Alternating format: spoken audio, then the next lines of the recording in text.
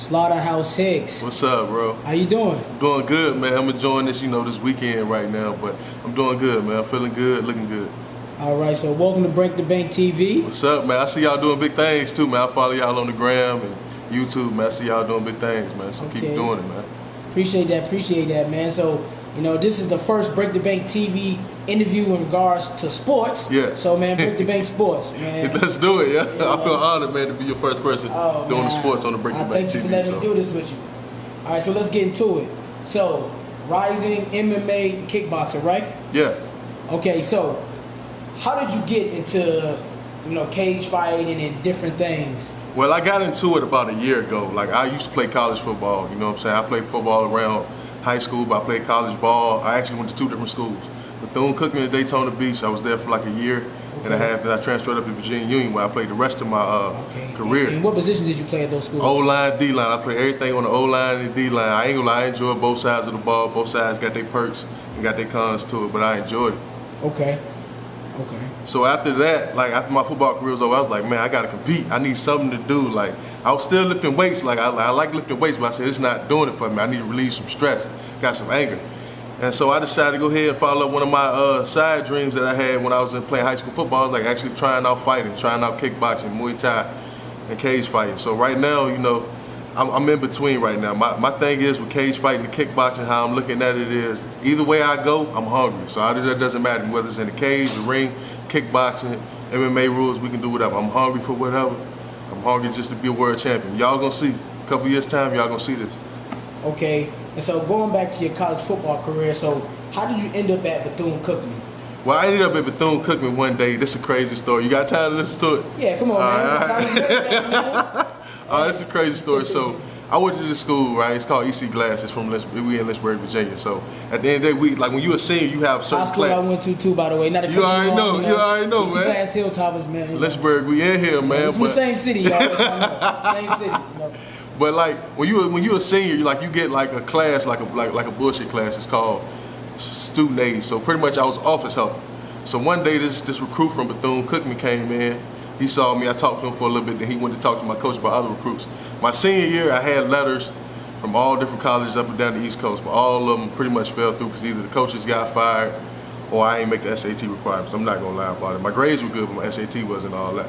So at the end of the day, he talked to my coach. He got my email, got in contact with me, and we just started talking. That's how it happened from there. So I'm not gonna lie, it was a tough experience, but I'm glad for that experience because it made me better and made me a better athlete. So. Okay. And so then you end up transferring to Virginia Union. Yeah. Okay, and can you speak on the reason upon transferring to Virginia Union? Well, I left Bethune-Cookman honestly because the football business there wasn't good for me, just me personally, because my position coach was not really willing to work with me. He was not really willing to let me grow, especially as being a freshman player coming into the organization. He's expecting me to be at some great level when I'm only just a freshman coming fresh out of high school. So I figured, like, why waste my time there? Instead of just going somewhere else and starting my career over doing what I got to do. So that's why I said, okay, let me get in contact with somebody. One of my old teammates, he actually left Bethune-Cookman and went to Virginia Union, and that's how I got to Virginia Union through one of my old teammates. Okay.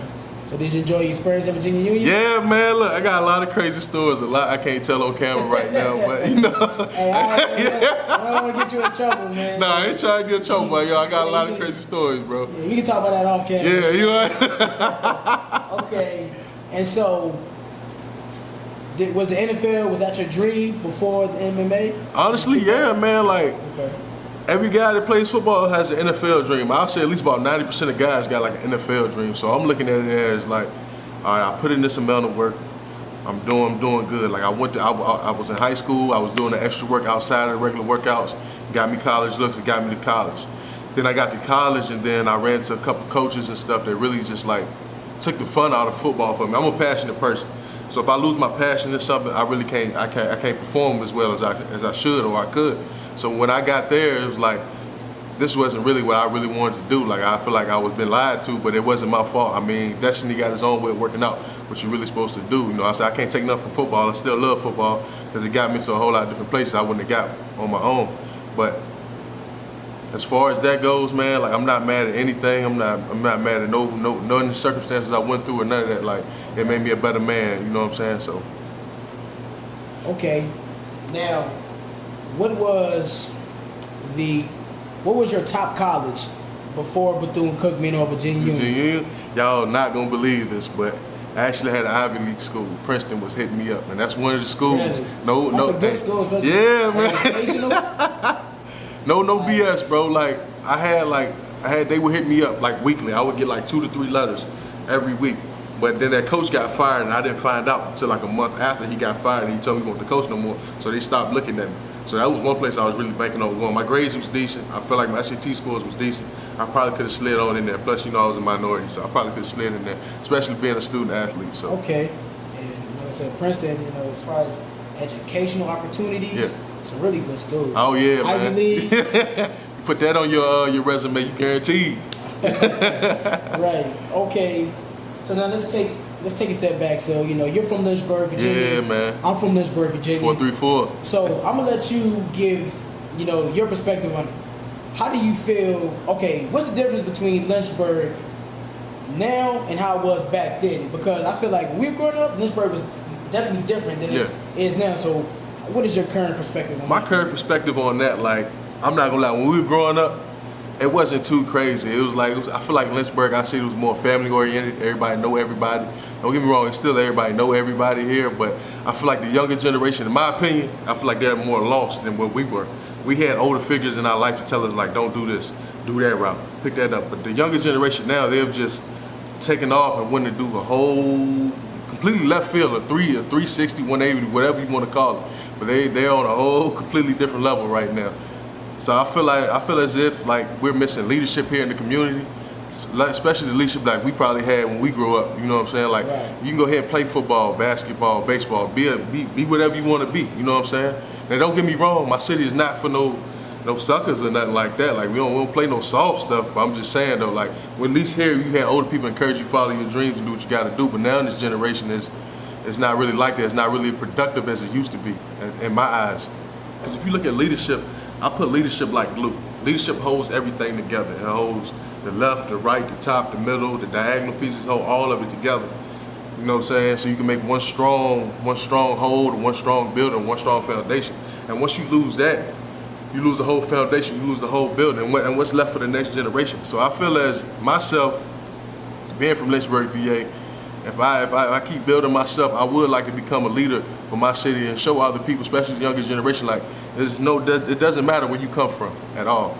You can make it. It doesn't matter if you're from a small city, big city, little town, backwoods country. It doesn't matter. You can make it all over. As long as you gotta do is believe in yourself and put your mind to it and make sacrifices, man. You make sacrifices, become what you want to come, man. So nothing comes in this life without sacrifice.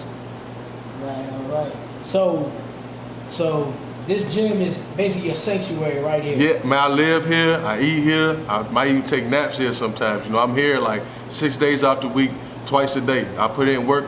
So you trying to be a champion, you got to put in that work to be a champion. You can't take no days off because when I look at it, your rival is out there somewhere training just as hard, if not harder than you.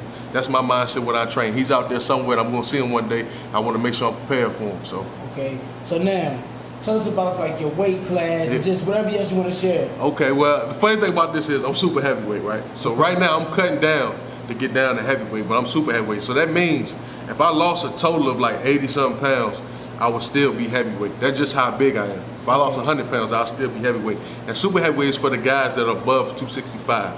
And it varies depending on what combat sport you're doing. MMA, 265 and below, you're heavyweight. Then kickboxing, 209 and up, you're heavyweight. So it varies like depending on what combat sport you're doing. So either way, I'm still a super heavyweight.